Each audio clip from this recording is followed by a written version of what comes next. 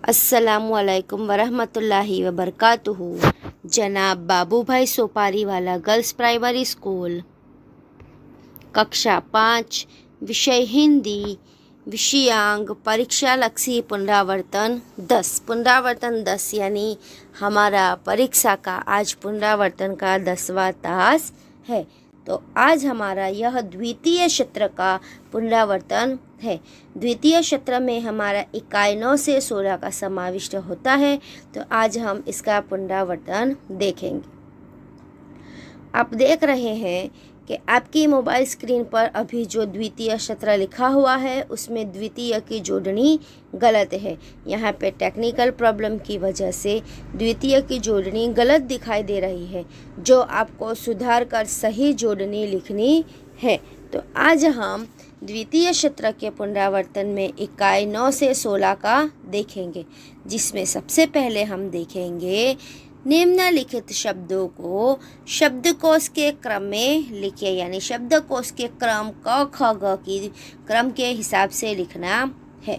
देखिए यहाँ पहले क्या है, नित, शीश, कोमल, अंधेरा, प्राणी और जीवन। तो सबसे पहले हमारी वर्णमाला में क्या होता है, स्वर और व्यंजन। तो पहले हम देखेंगे स्वर और उसके बाद व्यंजन के हिसाब से उसे हम क्रम में लगाएंगे। तो सबसे पहले स्वर में आता है अ। तो अ से यहाँ देखिए सिर्फ एक ही शब्द दिया गया है, अंधेरा। उसके बाद कोई शब्द भी स्वर का नहीं है। तो फिर हम व्यंजन से यानी क से शुरू करेंगे। तो फिर कोमल, जीवन, प्राणी, नित और शीश।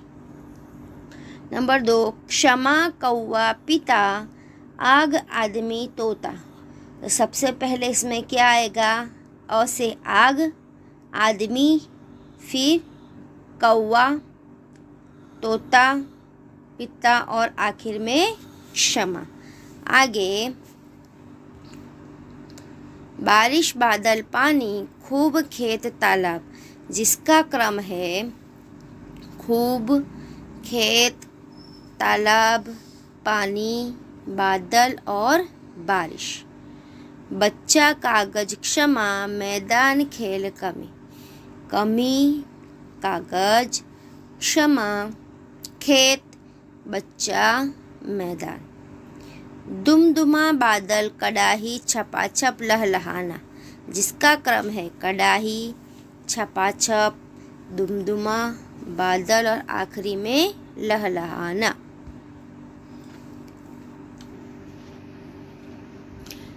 नंबर 1, आम, अंगूर, अक्ल, कोयल, दुपट्टा, पपीता। इसका क्रम क्या आएगा, अंगूर, अक्ल, आम, कोयल, दुपट्टा, पपीता। नंबर 2, खाना, खरल, खंभा, खाड़ी, खोपड़ी, खुला, जिसका क्रम आएगा खंभा, खरल, खाड़ी, खाना, खुला, खोपड़ी।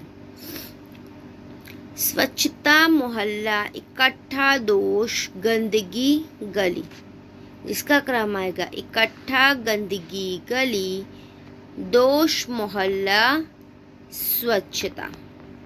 आगे देखिए, उदाहरण के अनुसार निम्नलिखित शब्दों का वाक्य में प्रयोग कीजिए। देखिए यहाँ उदाहरण क्या, हर रोज, हम हर रोज स्कूल जाते हैं।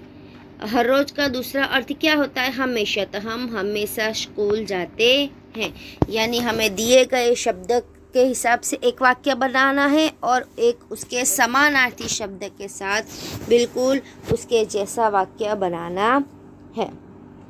तो सबसे पहले क्या है, सरिता। तो सरिता का वाक्य है, सरिता का जल स्वच्छ होता है। तो सरिता को दूसरा हम क्या कहते हैं, नदी। नदी का जल स्वच्छ होता है। नंबर 2, पाँव। हमारे पाँव में कुल 10 उंगलियां होती है। पाँव का समानार्थी शब्द पैर। हमारे पैर में कुल 10 उंगलियां होती है। नंबर 3, पेड़। पेड़ हमें छाया देते हैं। पेड़ का समानार्थी शब्द क्या है, वृक्ष। तो वृक्ष हमें छाया देते हैं। आगे पृथ्वी। पृथ्वी सूरज के आसपास घूमती है। पृथ्वी का समानार्थी शब्द क्या है? धरती। धरती सूरज के आसपास घूमती है। आगे मस्तक। हमें बड़ों के आगे मस्तक झुकाना चाहिए। मस्तक का समानार्थी शब्द क्या है? शीश। हमें बड़ों के आगे शीश झुकाना चाहिए। कक्ष।